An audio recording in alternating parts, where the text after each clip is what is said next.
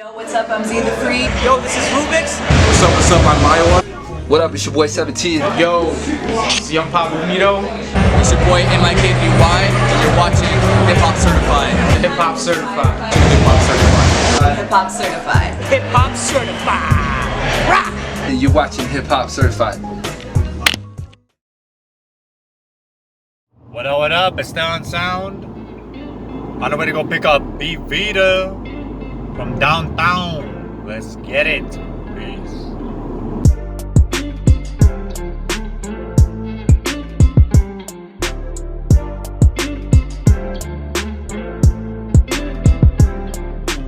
Check 1 2 1 2 1 2. What is good, Hiphoppas? It is Esteban Xound here with HipHop Certified's The Drive-By. And today we have a very special guest. This woman is an MC, a multidisciplinary artist, a singer, a songwriter. We have the incredible Bvita. What up? Thanks for having me, yo. How you doing? I'm good. It's hot. It's hella hot. We just did a bunch of rounds to get this together. So if you see a little sweat dropping down, you know what I mean? You know why. Not an interrogation. It's just hot. All right, sounds good. So I want to start off. Let's kick it off. So I want to start off with a story recently that happened. It was over at King Eddie. We were at Groove Theory. Yeah. We were at Groove Theory for their last Groove Theory at the King Eddie. And it was funny because I pulled up and I saw Prophet and Young Papi. At the basketball court? Yes. That was crazy. I was like, what? Yeah. And they were doing some sort of filming. Yeah. Like a Cypher or something like that. And I was like, okay, what is this? So I went, checked it out. And they're like, yo, Bridget just pulled up. Nice. And I was like, okay. So obviously, I get the Groove Theory. And then I fucking see you there. And then you tore the stage down. Yo, thank you. You tore the stage down. Absolutely. So, and I noticed, and we were having this conversation at Groove Theory. Like, as far as, getting a good reaction out of that crowd. Yeah, you mentioned that. Yes, and I noticed you got a very good reaction from that crowd. Thank you. Me, I went up there, I freestyled, did my little thing or whatever. And then people were like, they kind of mean mugged me, you know what I'm saying? What? You think so? I don't know. I wasn't getting the response I wanted. I can't tell when I'm up there. I'm like, I can't really read what's going on, especially in that setting, because I feel like the stage is really bright and the crowd is kind of dim, and I try to feel what's happening in the room. The energy on stage is really what matters to me, especially in a space like that where there's other musicians and instruments on stage. I'm really feeling the chemistry of the band, so I don't really catch what the crowd's feeling or what their facial expressions are. But that's interesting. That I think it's important to pay attention to that and know how people are responding. So you're paying attention more to how the band is playing and feeding off the band. That's my intention for sure. I think I get wrapped up being on stage anyways, even though it's a really casual setting there with the open mic. It's not about having this perfect performance really. I think it's just about people feeling each other's energy. But I do really in my mind, my focus is what's the band doing? You know what I mean? What kind of notes are they playing? What's the energy? You know? But the crowd is such a dope crowd there. That's why I'm kind of sad to see us see Groove Theory leave. I say us I'm a, you know what I mean, official member of Groove Theory, yeah. But it's it's really open to the community. I'm just some girl that walked in and they're like, yo, you kill it, come on stage whenever you want. And I'm I feel so at home there. So it's rad, yeah. And shouts out to Jamil who puts that together. Yeah. Yeah, I'm so happy to have something like that in this city. It just feels, it's such an honor for sure. Yeah. So I wanted to ask, you kind of answered the question. You look to feed off the vibe of what's going on. So how would you say somebody could get a good response out of the crowd? Is it essentially that you gotta feel the vibe and provide a good vibe on stage, or do you go into it with the mentality that I'm gonna get this response out of the crowd, or how do you get that sort of response? Because people were clapping and whistling and it's crazy. I'll look back at footage of me being on stage and I hear the response from the crowd and I'm like, whoa, man. Whoa, people are feeling it. It's cool that there's that response. I just I don't know. I've been on stage since I was really, really young, and I think that I remember having people tell me that, like I'd come off stage and people would be like, there's something that you do on stage that gets people like so excited. And I think for me, it's like it's a performance thing and like an entertainment thing where I'm just like, I'm really just enjoying that moment, you know what I mean? Really, without being like attached to like whatever, you know, like, what am I trying to say? Insecurities, right? I feel like when you're on stage, you have an opportunity to kind of step out of the self that society expects you to be and just kind of be your own thing. And it's like, I'm just up there playing, you know? So I think it's about having fun. And I think when people see you having fun, then they also have fun. Like if you're in the crowd, you're like, I'm having fun because she's fucking having fun. Right. Know? Yeah. Nice. So you told me before that you're actually from Uganda, right? My parents are from there. I've never been there. I hope to go soon. But yeah, my parents are both first generation, like Afro-Canadians, so to speak. They immigrated over here in like the early 80s, I think. Nice. Yeah. Dope. So, but you were born here? Yeah, Victoria, BC. Oh, nice. Which I also haven't been to before. I've never been there. Like, I was born there and then we moved to Alberta. I lived in Edmonton for like 5 years and then moved to Calgary. So I'm pretty much Calgarian as far as I'm concerned. Okay, but, yeah, nice. Yeah. Dope. Yeah. And African roots. Yeah. and I was going through some of your videos online and I noticed you played the drums. Yeah. Did you pick that up from like your parents? Mm-hmm. Like yeah. the African drums, did you pick that up from, or where did you pick that up from? My mom, she, like, again, as a kid, she just saw that I was really into, like, music and performing and dancing and singing.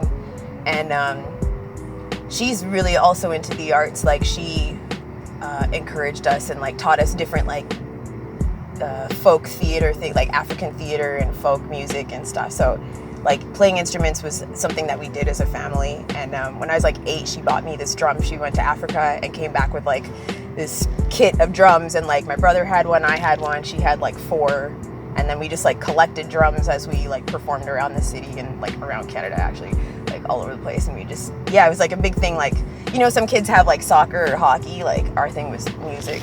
Music, nice. Yeah. Like a musical family. Yeah, really. Yeah, we just were like on stage a lot. Did your mom, she played the drums as well? Yep, she taught me, yeah. Nice. That's Yeah. dope. Yeah.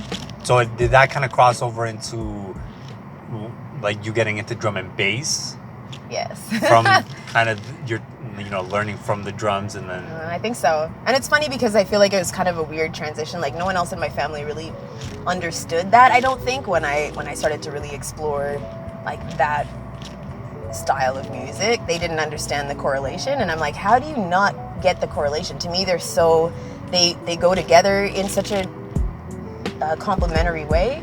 Well, it's like it's a completely different style, right? It is, yeah. It's like, one is very like technology driven. Like, drum and bass is very much about like synthesizers and drum machines and shit, and it's not as organic, I guess, as like, you know, a drum, like an African drum or whatever. So, but for me, it's all like percussion, and like that's what really like stuck with me about playing the drums. When my mom taught me, I was like, I love the percussive element, and there's something just like raw about like a drum pattern. And like percussion, Yeah. right? Yeah. Well, don't they say that like African people are people of the drum? I think so. I feel like that's... Am I out of pocket by saying that? Or? I don't think so. I love that. I feel like that's part of my identity. Is I'm like, yeah, part of my identity as an African is someone who's very musically inclined, I guess, or like that's a big part of the culture for like in my family it was and still is, right? So I think it's an honor to have people see it that way. Nice. Yeah. Dope. Yeah. So what got you into like drum and bass? What was the first song? What was the first that got you into drum and bass? Like, now I'm not the expert on drum and bass at all. That's fair. So I don't like think, you gotta put me up on game. I don't think I'm an expert either. The more that I explore it, the more I realize I'm not an expert on it at all. Like, it's funny, for a long time I was like, I know everything there is to know about this stuff. Like, you know, just you find something you groove to, like hip hop, and you just like, it becomes your life, right? Yes. But I learned from a lot. I had a lot of mentors in that scene who taught me that I didn't know shit, and there's always more to learn in terms of like what records are classics and which ones are like, you know what I mean? Like stuff that's coming out that's new. my first, I don't know about like a first track. Man, I don't know. I'd have to say something off like Metalheads, because that's a huge record label that they've been pushing shit for years and years. I think they're one of the, you know, the mainstay labels in that game. And I don't know, I was listening to CJSW a lot. Oh, shouts out. Yes, shouts Wow. out to CJSW. And there was just like all kinds of like really esoteric programming on that radio station, so you could tune in and hear like house and techno and jungle and everything, like, you know what I mean, all throughout the week. So I was just like so fascinated, and I just really delved in like as a teenager. Nice. Yeah. So I saw that you're also involved with the DnB Girls. Mm-hmm. Who are the DnB Girls, and how did you get involved with them? The DnB Girls is like a collective of musicians and artists on the DnB scene, mostly all femme, like all female identifying women who produce and DJ and MC. And it's North American based, and I think there might be like just pockets of like, we have, you know, just different collectives that we communicate with and collaborate with around the world, but it's like a North American based collective. So there's like a crew of girls in the States and a crew of us here in Canada. And Oh, wow. So it's big. It's big. It's a big deal. Yeah, like for me, like I grew up kind of like hearing about the DnB Girls and being like, yeah, one day I'd love to get in on that shit. You know what I mean? That would be dope. So to be a part of it now is like, it's huge. It's huge. And I saw you did like some performances with them. Mm-hmm. You went out to, it was either like a festival or like some sort of event. Oh, there was AMCON. Yeah, what is that? It's the Alberta Electronic Music Conference. Okay. So it's, I can't remember how long it lasts for. I think it lasts for like a week every year. And yeah, it's just an opportunity to get really upfront with like music industry professionals. Yes. And yeah, like I met somebody from SoCan when I was there. There's a bunch of producers that give lectures and like workshops on like just basic production stuff, more advanced production stuff, and just DJing, you know, education. Like it's just a dope like conference. Like I was so excited to be a part of it. Like I geek out on that stuff. I'd love to get to producing eventually. So I was geeked to get to attend that and then perform too. Like I feel like we represent Western Canada, you know, as a collective, as a DnB Girls, and for me to be like a part of that it's a big like responsibility, but I take great pride in it for sure. That's dope. Yeah. Nice. Yeah. And I noticed like on the video that you posted on YouTube, like I could just tell from your vibe through the video that it was like, okay, this woman's gone through some like training in the industry. Hey, and, okay. you know what I mean? Just the way that you were presenting yourself. Cool. And I was like, okay. Do you know what I mean? It was a different vibe. Good. And I like that. So it was like, okay, this person is starting to get educated on what's going on. You know what I mean? So I fuck with that. Yeah, I mean, I've been on it for a minute. Like, I felt like it was a long process to be able to get to a level where that was a possibility for me to attend that conference, right? So, yeah, I'm glad you feel that way. Yes. Yeah. And then you put out 2 projects with Aversive. Oh, yeah. Yep. The Neptune Project. Mm-hmm. Yeah, Part parts 1 one and 2. part 2. Yes. Yeah. And I noticed that there was a difference from the songs that you put out by yourself and the songs that you put out with Aversive. Mm-hmm. I was like, wow, this, for some reason when you collab with at least from me, like my perspective, when you collab with other people, I fuck with it a lot more. Really? Yes. Oh, I mean, that's good to hear, because collaborating has always been like a big part of it for me. I don't feel like any independent artist can get very far without having other artists to collaborate with, to be honest with you. And even when I'm working alone, like in my bedroom, I'm like, I would love to have like other people's feedback and other people's input in terms of how to make what I'm doing better, or whatever my ideas are. Like, how do I like craft them into like something that's really beautiful? I'm glad that you feel that way about it, for sure. And maybe it's because like when you're maybe in a studio with somebody else, like they're kind of pushing you and you're pushing them. Yep. Yeah, it's a mutual thing, right? it was dope working with her because she was just like, again, really relaxed, and she's just like, you have like an open floor, like put out whatever you want to say, like lyrically, quote, like whatever. And she's also like a really talented producer, like. So she is Aversive. Yes. Yes. Yeah. I've heard a bunch of other stuff that she produced, and I was like, okay, I'd like to work with somebody who has studied production that much, you know, and really gets it. So. Nice. Yeah. Dope. Cool. So I want to play one of the tracks off the project. Okay. Probably my favorite track off the project. Ooh, okay. And I want to play it. You guys will be able to hear a clip of it over the video. We'll put a link in the description for the song, so you guys can check it out, stream it on Tidal, so we can get them streams up. You know what I mean? And right. Yeah, let's get it. Yeah. Travel with intent and never falling out of orbit.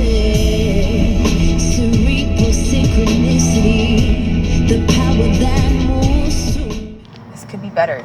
Like even pronunciation wise, you were saying like everything's so like nicely pronounced, and I'm like, that's good feedback, but I feel like it could still be better. Like certain words, I'm like, oh, I have a tendency to like really be like, you know what I mean? Like, I don't know, certain things I'm just like, I could pronounce that better and like just really enunciate and like clarify the message even, you know what I mean? Like sometimes you go back and you're like, oh, lyrically I could have like structured it differently so it was just like more powerful, you know? But how do you go, like, are you always that critical of yourself? Yeah, I mean, I'm learning to actually like just embrace that I'm good at what I do. Like I've always tried to like please people, you know what I mean? Even like with my mom, I'm like, I want her to be like, yeah, you killed it. Like growing up, I wanted to do the best performance and everything, and she was always super supportive and like gave me lots of good feedback, but I've always been trying to please the crowd and like please my audience in terms of who I'm trying to reach, and I'm really learning to just like embrace like my skills as they are, and just really delve into them and appreciate them. Nice. Word. So I want to get into, how did you get into hip hop? Well, I mean, I would say mostly like my brother's influence was a major contribution to my love for hip hop, I think. My appreciation for hip hop, because he was often like he's a tried and true hip hop certified head. Okay. For sure. Yeah, that's like why you said certified head. That's wild. That's a trend. But yeah, I mean, he was like, I always felt kind of I don't know. I was always drawn to like the stuff he would listen to. I'd listen to the beats behind whatever these rappers were saying, and I was always just like drawn to the like looped beats, and just the elements of like jazz and percussion again, like in hip hop beats. So with DnB, I felt like there's a lot of hip hop influence there, like with a lot of drum and bass. So I started rhyming over like drum and bass, and then like, you know what I mean? Just kind of like fusing the two together, because I loved when other musicians would do that, like fusing hip hop or rap and drum and bass together. So I thought, okay, let me, you know, like mess around. Like, I don't know, it was like a weird tornado of like genres and musical styles like fusing, and then I suddenly found myself kind of like at Cypher. Bingo. So yes, not that Cypher was like my first introduction to hip hop, but I feel like it's really like it's teaching me really like the most I think I've ever learned about hip hop. So how did you get hooked up with Cypher Club? Because that's how we met. Right, actually through MC Gravity, David Lyons, who shouts out to Gravity. Shouts out to Gravity. So it was funny, we were involved in another project, not at the same time, but like we were both kind of involved in this project. It was like a Cypher project where you would like write a verse and like battle with these other MCs.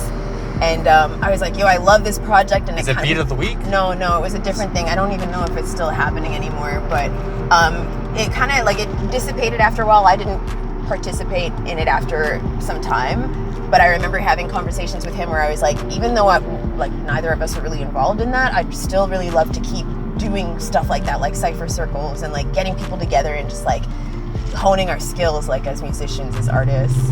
And he's like, I'm gonna find us something, like don't worry, like I want to find something like that too. And then like so many months later he was like, yo, there's this lady. Her name's Zoe, and she runs this circle, and I think you would really like to come through. Like, he's like, I've been meaning to invite you, and you got to come check it out. So I ended up going there one time and just like felt really welcome and comfortable, and that's that. Okay. That's that. Okay, dope. So, Cypher Club pretty much connected with Z through MC Gravity. Yes. Nice. Yes. So, shout out to MC Gravity. Yes. He's crazy at Cypher too. Yes. Yes. Oh my gosh, like there's so many talented individuals that come through there, and I just feel like it's such a wealth of creativity every time. It's dope. So, how did you get hooked up with Young Papi Bonito? Because you guys obviously did a recent collab track with Young Papi, High. Yeah. So, how did that collaboration happen? Man, like, I'm honestly sitting here and I'm trying to reflect like the moment where we actually had the conversation. I just remember everything kind of after that. But to be honest, yeah, I met him at Cypher, and I was like, yo, this guy's a dope freestyler. Like, his style is just, I don't know, there's just something unique and unbeatable about it. I love his style. I think, yeah, there was one night we were there and he was like, I'd like to collab with you. And then he just randomly asked me, like, who are your influences? Like, who are your favorite rappers? Like, just to kind of get a feel of, like, where I was at musically. And I think I answered him and he seemed kind of impressed. And I was like, all right, like, Young Papi's impressed by me? Okay, that's good. Or at least I'm impressed by my musical taste. I'm good, thank you. I thought that was dope that he fucked with my musical taste. And then...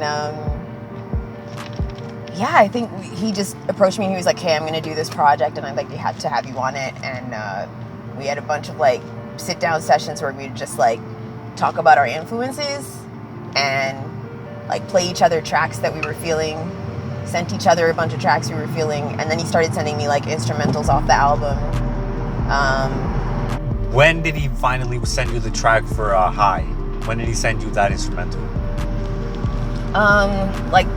When? Oh my gosh, like, I don't know. It was, I don't know when it was. It was like this last winter. Oh, wow. Yeah. Oh, Like, so it was like February or March. Like when it must have been like February or probably before that. Cause I think we had the studio session in March. So yeah, the studio session was in March. So he sent it to me like, we started sitting down and talking, like, I think in January, it must have been January or February. And we spent like a couple months just like, you know, like hashing out the layout of like what we were gonna do for a collab. So, all right. There we go. Sorry about that. We had to switch up the cameras, but it's all good. The show keeps going. So the last question I have is you've been putting out music for like 9 years now, right? So it's been like 9 years. Yeah, off and on, yeah, over the course of 9 years, I think, yeah. How do you stay motivated to still put out music in this city for that long?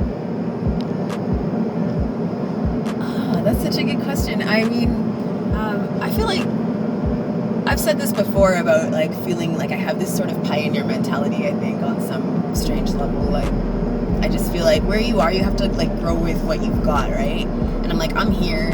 I would love to travel and like, you know what I mean? Like, set up shop in a different city or on a different continent and like really explore music scenes in like LA and New York and London and everywhere. Like, but I feel like it's cool because there's so much talent here and I do really want to nurture that, you know what I mean, on a community level and even like individually. Like, I feel like that needs to be nurtured. Like, nurture where you're at, grow from where you're at, and then expand from there. So I feel like that is one of the theories, I guess, or philosophies that keeps me motivated.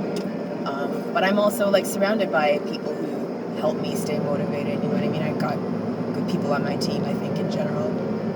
So that helps. And yeah, I don't know. I know that music is like probably going to be a part of my life forever. So it's not like I can, you know what I mean? As much as there have been times when it's gotten really competitive and I've gotten really competitive with myself and I'm like, you need to be doing more and putting out more. But I'm like, no, I just chill and have fun with it. It's always going to be there, you know, and there's always going to be room to grow. So I just take it easy. Dope. Yeah. Well, I want to end off. Couldn't let you get out of here without spitting a freestyle. I got a beat CD. Ooh, I don't know. Yes, we got to. Let's see. Okay. I don't know. I got a beat CD. Shout out to Beats by Khan, who's provided these instrumentals. And I want to see what you got. I want the people to hear I'm what gonna you need you got. to help me out. Okay, no doubt. I'm gonna kick this off. Cause I like freestyling scares me. I feel like I can do it when I'm at home and I have time in between to like listen to the beat over and over again. But like off the top and like keeping the flow is like it's such a like I don't know. There's so much pressure, you know. So I don't know. No pressure. All right, let's get it. Ready? All right. You're gonna start it off though.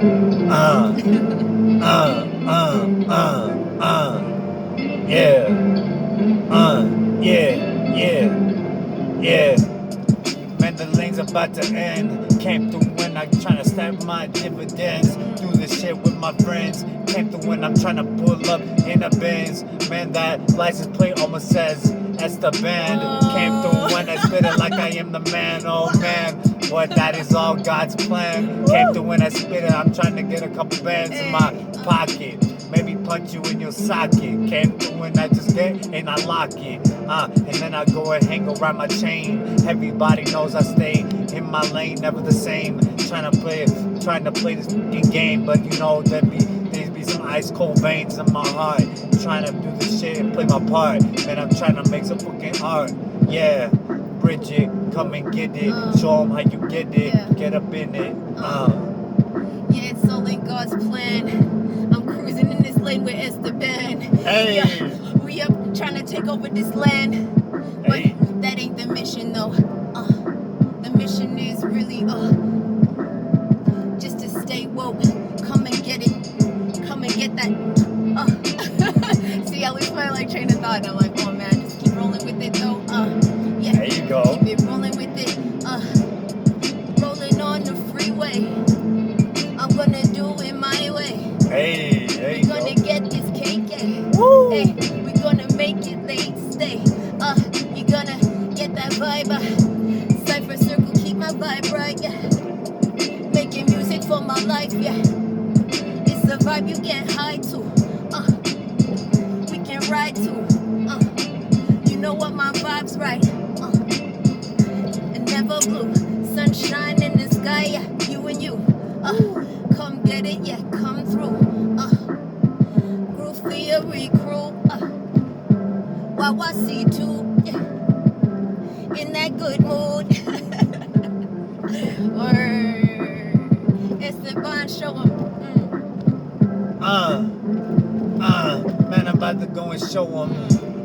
I'm about to go and show 'em. I get my dough up and then I really slam these doughs up. Man, I kinda got an unfair advantage, cause I be speaking in Spanish and then I do Manish. Hola, ¿cómo estás? Bien, ¿y tú?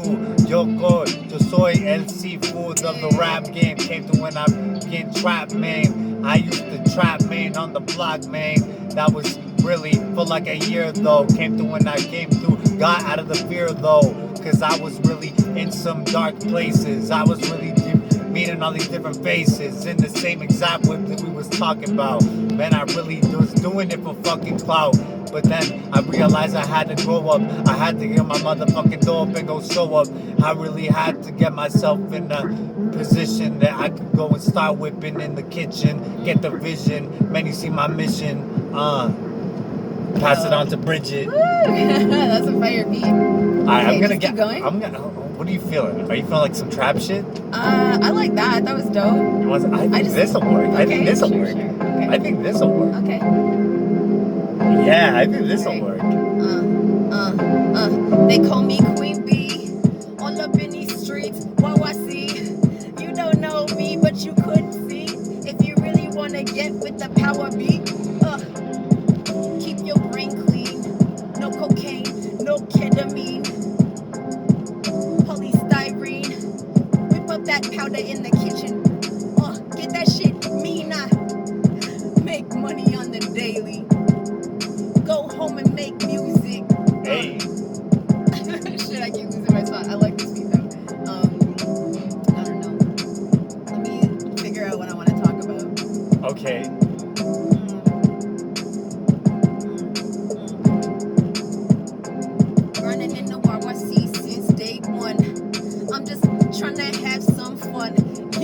Black beat. I don't know, but trying to have some fun. Young Black beat. Big real. Oh fuck it, shit. I don't know. Shit. You're gonna scratch all this, right? Like all the like parts. Where It's I'm going up. This is going live. No, Yes, no, this no, is no. going up. This is going up. So you gotta come with the heat, or everyone's gonna see it. I'm like not a freestyle girl. I mean, I shouldn't say that. I am a freestyle person. It's just I think that I overthink it. Maybe I gotta get you another beat. Let's see if we can get you another beat. What are you feeling? Some low key shit? I'm feeling anything. I'm ready to roll. And the video cut off at this point. So if you want to follow Bvita and her music, check her out on Instagram at Bvita. Also put links in the description for her song so you can check it out. If you want to check me out personally, Esteban_Xound and HipHop Certified everywhere. HipHopCertified.com, Instagram, Twitter, whatever you name, whatever you want, Spotify, whatever it is, we got it. And remember, most importantly, to subscribe. We're out, y'all. Peace.